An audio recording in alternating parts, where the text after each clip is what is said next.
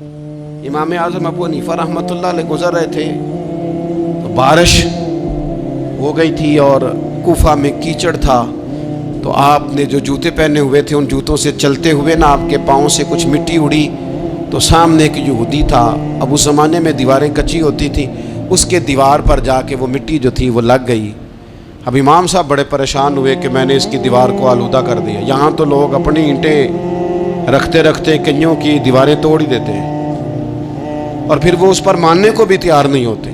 تسلیم کرنے کو بھی تیار نہیں ہوتے۔ وہ کہتے ہیں پھر کیا ہو گیا، اب ہمارا یہاں گھر ہے تو ہم نے ٹرالی منگوانی نہیں تھی، ہمارا حق بنتا تھا۔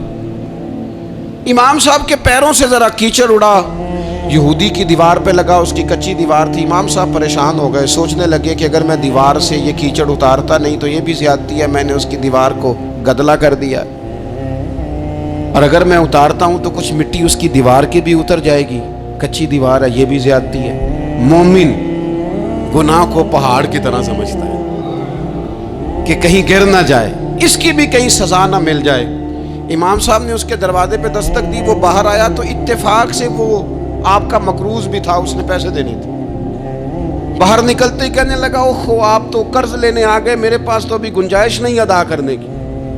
تو امام صاحب کہنے لگے تو قرض چھوڑ، وہ میں نے معاف کیا، میرے سے غلطی ہو گئی ہے، میں آ رہا تھا، لکڑی کے جوتے اس زمانے میں کھڑاؤں لوگوں نے پہنے ہوتے تھے، کہا وہ میرے پیروں سے ذرا کیچڑ اڑا ہے، تیری دیوار پہ لگ گیا ہے۔ اب میں بڑی دیر سے کھڑا سوچ رہا ہوں کہ اگر میں تیری دیوار صاف نہ کروں تو میں نے یہ میلی کر دی، گدلی کر دی، یہ بھی بات درست نہیں ہے، زیادتی، اور اگر میں اسے صاف کرتا ہوں کچی دیوار سے کچھ مٹی اتر جائے گی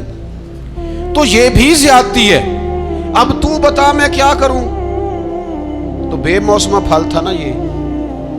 تو بے موسمہ پھل دیکھ کے بندہ حیران ہو جاتا ہے، جو باتیں روٹین میں نہ ہو رہی ہوں وہ ذرا انوکھی لگتی ہے، بندہ حیران ہو گیا، غور سے امام صاحب کا چہرہ دیکھنے لگا، غور سے چہرہ دیکھنے لگا، اور پھر تھوڑی دیر سوچنے کے بعد کہنے لگا حضور پہلے میں نے دین اسلام کے بارے میں پڑھا اور سنا تھا، آج میں نے دین دیکھا ہے۔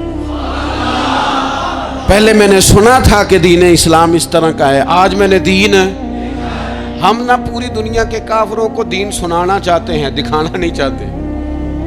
ہم نیک نظر آنا چاہتے ہیں، نیک بننا نہیں چاہتے، ہم نیک نظر آنا چاہتے۔ نتیجہ کیا نکلتا ہے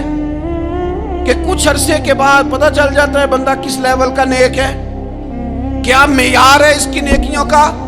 کہنے لگا حضور پہلے میں نے دین سنا تھا، آج دیکھا ہے۔ آپ وہ مٹی کی دیوار پر جو کیچڑ لگ گیا ہے، دیوار کو بعد میں صاف کیجئے گا، پہلے کلمہ پڑھائیں تاکہ میرے اندر کا کفر صاف ہو جائے، مجھے مسلمان کر دیں۔